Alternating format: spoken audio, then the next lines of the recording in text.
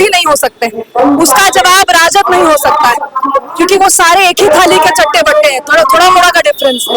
हमारा मानना है कि जनता को सही मायने में उठना होगा और ये बोलते हुए उठना होगा कि जो सरकार हमारा बात नहीं मान सकती है, हमारे लिए काम नहीं कर सकती है, जो सरकार बड़ा बड़ा जो धन्ना सेठ लोग हैं उसका पीछा नहीं छोड़ सकती है, वो सरकार हमको।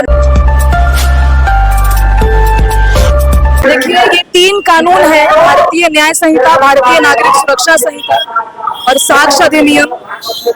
सरकार कह रही है कि ये पुराने औपनिवेशिक जो कानून थे उसको बदल करके हम ये लाए, लेकिन असल में उस कानूनों से भी ज्यादा क्रूर कानून ये है।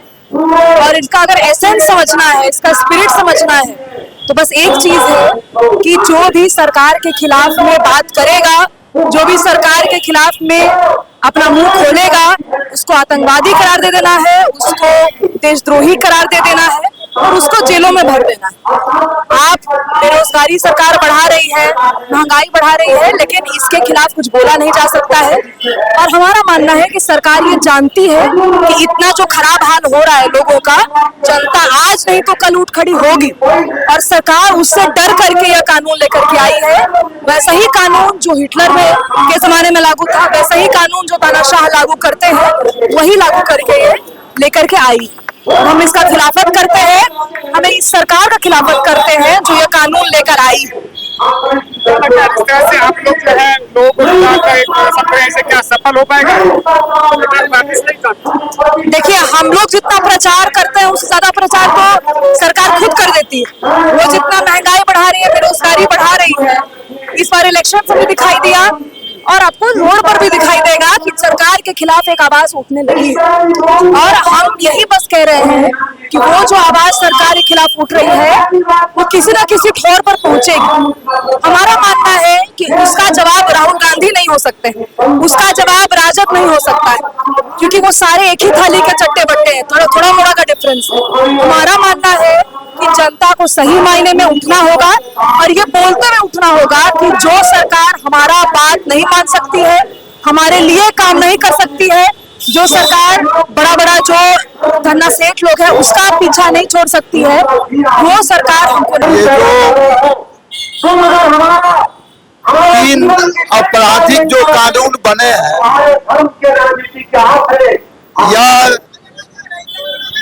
पुराने कानूनों में जो ब्रिटिश काल में जो बने थे, वो Indian Penal Code, CRPC, Indian Evidence Act, इस नाम पर बनाए गए कि इसमें हम समाप्त करेंगे, लेकिन इन कानूनों को इसमें अलग अलग धाराओं में, धारा का नाम बदल दिया गया है, लेकिन जनता के जनतांत्रिक अधिकारों पर, उसकी नागरिक स्वतंत्रता पर और भी ज्यादा दमन का अधिकार दे दिया गया, पुलिस को मनमाना अधिकार दे दिया गया। कई ऐसे कानून हैं जैसे UAPA था, तो UAPA में आतंकवाद विरोधी, उसको सामान्य जो कानून जो है CRPC, IPC, जिसका नाम मैंने बदला गया, तो उसमें वो सब डाल दिया गया। तो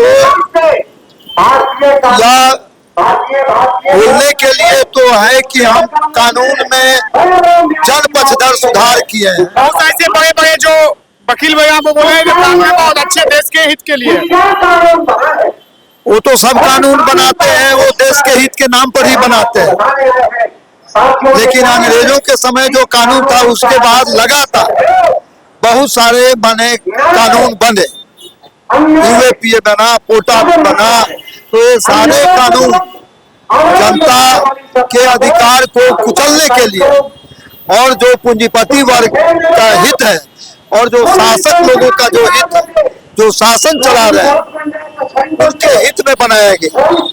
और ऐसे भी लगातार जो पिछले 10 साल से जो मोदी सरकार जो है, वो एक पर एक सिर्फ कानून ही नहीं, पुराने कानूनों का भी इस्तेमाल जनता के अधिकारों पर दमन करने के लिए बनाया गया। वो जनता की समस्या है, वो महंगाई हो, बेरोजगारी हो, भ्रष्टाचार हो, शिक्षा हो, स्वास्थ्य हो, उस समस्या का समाधान नहीं करना है। पहले उसने किया कि जो किसानों के पक्ष में जो 2013 का कानून बना था, वो कानून को ऑर्डिनेंस के जरिए खत्म करने का प्रयास किया। फिर किसानों के खिलाफ 3 कृषि कानून लाया, जो बड़े आंदोलन के बाद वापस लिया गया। मजदूरों के पक्ष में कानून था। क्या लगता है जिस तरह से आप लोग जो है कर रहे हैं, क्या इससे सरकार को हो सकती है? इसमें जनता के सामने संगठित होकर विरोध करने के सिवा और उपाय क्या है? इसलिए हम लोग 4 मजदूर संगठन मिलजुल कर विरोध कर रहे हैं। जनता को उसके खतरे को समझा रहे हैं। पूरा एक पुलिस राज बनाने का, पुलिस को जो मनमाना जो अधिकार दिया गया है, तो इसके बारे में लोगों को सजग कर रहे हैं कि अंततः तो जनता की ताकत के बदौलत ही सरकार को आप पीछे हटने के लिए मजबूर कर